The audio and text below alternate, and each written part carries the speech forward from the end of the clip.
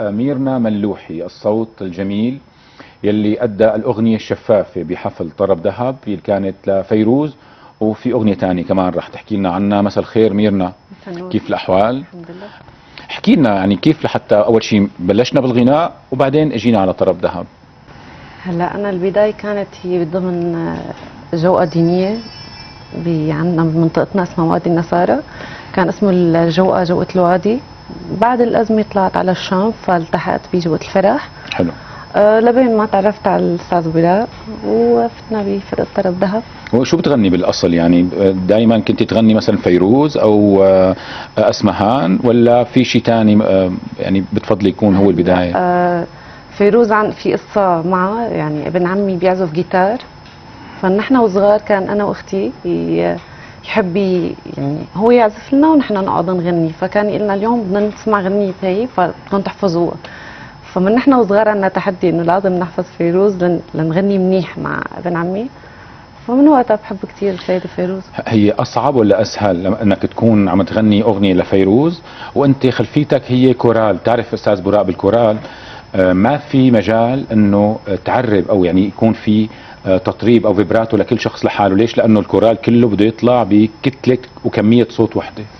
لا، هو لانه صوت سيدي فيروز اجمالا هو صوت دافي كامل شامل. هلا انت كمستمع بغض النظر ان كنت فنان ولا غير فنان بتحس انه ما هي سهله انك تتقبل اي اغنيه من اغاني سيدي فيروز لحدا غيرها، لانه هي كانت محيطه بدفئها، محيطه باحساسها اللي بتوصله.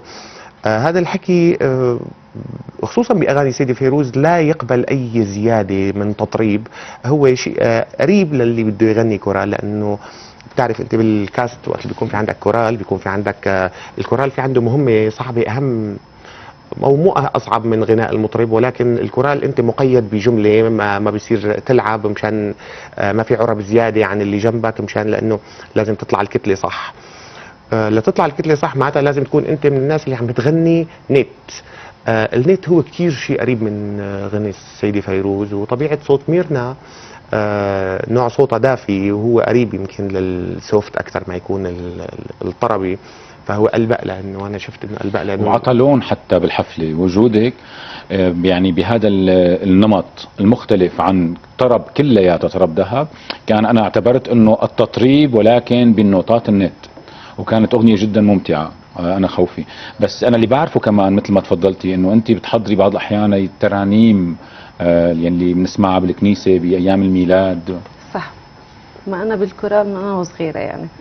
وهلا خاصه هلا في فتره الجناز والفصح، فكمان في عنا الحفلات. فرصه، ما انا بشوفها انه فرصه كمان نسمع منك هذا هلا انا سامعك بشكل شخصي بس ممكن كمان نسمع منك شيء من التراتيل ممكن تقولوها انتم بالكنيسه او اي ممكن.